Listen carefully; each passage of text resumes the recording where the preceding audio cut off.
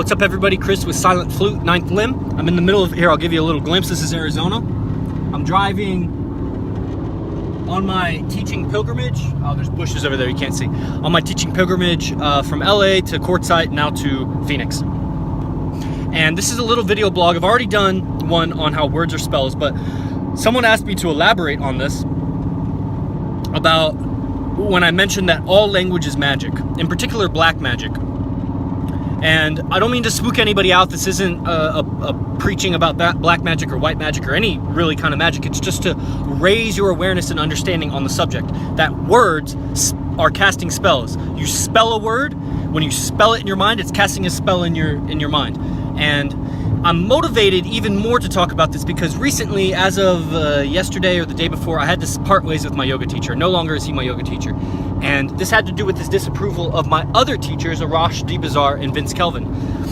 And so go ahead, and if you disapprove of Arash Dibazar or Vince Kelvin, just unsubscribe from my channel. You don't need to follow me. If you're indifferent to them, great, come on. You don't need to be followers of them to be followers of me, and so on. And so the statement he said, which is when I checked out, was if these guys continue to be your mentors, you will fail in the yoga community. That's a spell, because when I hear it in my own head, I hear the words "you will fail." When I replay the memory in my head, what I hear is "you will fail." Over and over and over again, what I would hear when I recall that conversation is "you will fail." That's a curse. That's the nature of cursing. That's how you curse people. It could be something as simple as you watch this video, you'll feel better and better.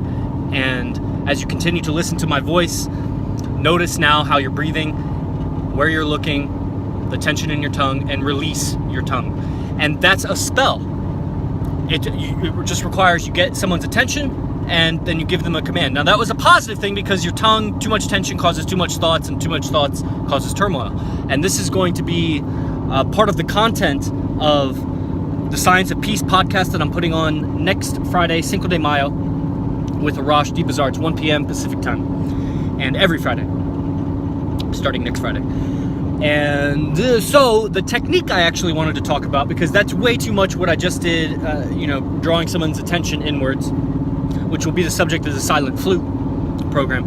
But it's these words, and I just did it, it's these words but, and even though. These are actual techniques that you can apply, and they only work if you do apply them. You got to apply them. Even how you talk to yourself, that's a communication line. That's a sentence. Those are words, symbols, spells. You're spelling yourself into existence. You're creating your reality with how you talk to yourself. So the word but cancels everything that comes before it. So if I say it's really hot out right now, but I'm super comfortable, it doesn't matter that it's hot out. What matters is I'm super comfortable.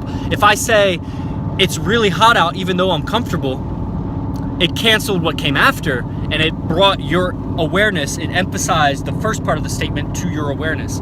It's super hot outside. If I combine them and I say it's super hot outside and I'm comfortable, well then they're kind of both equal. It's an equal sign almost, or it's an equivalency in importance. So there's many more techniques that I'll give in terms of linguistics that are super important. I utilize them, excuse me, just ate a Subway. And they are important in your yoga practice, how you talk to yourself during meditation, pranayama, and especially during asana. And especially when you're approaching your practice, when you're about to start your initiation, how do you frame your practice is how you talk to yourself. So, but cancels before it. So if I say, really good work, but you colored outside the lines, well, all the kid hears, because this is neurolinguistics, your neurology is the same nervous system that hears, that sees, smells, all the gross senses is the same nervous system that interprets language. They're the same. That's why hypnosis works, because you can infiltrate, for lack of a better word, you can mingle communication with a person's nervous system and get a response. So especially children are very sensitive to this because they don't have the shields or walls up, and they haven't been conditioned as much. So you say, it's really good artwork, but you colored outside the lines. Fuck, man, don't say that. You say, that's even good. If you really want to mention that they colored out the lines, then you say, that's really good artwork, even though you colored outside the lines. The even though cancels what comes after it. Or if you want to make them equivalent and not really give over importance to either one, you would say something like, you colored outside the lines, and that's a really good art piece. So now the kid's like, well, I did color outside the lines, and while I get approval from my art piece. So, and brings equal importance to both, but cancels what came before it, even though cancels what came after it. This is basic level 1 neurolinguistic programming, and it's super important, especially in any kind of public speaking or just when you're talking to somebody. So I hope this helps. Subscribe to the channel, and many, many more techniques exclusive for the silent flute. So if you're on Facebook, definitely request to join the private group, The Silent Flute. That's it for now. Namaste. Chris out.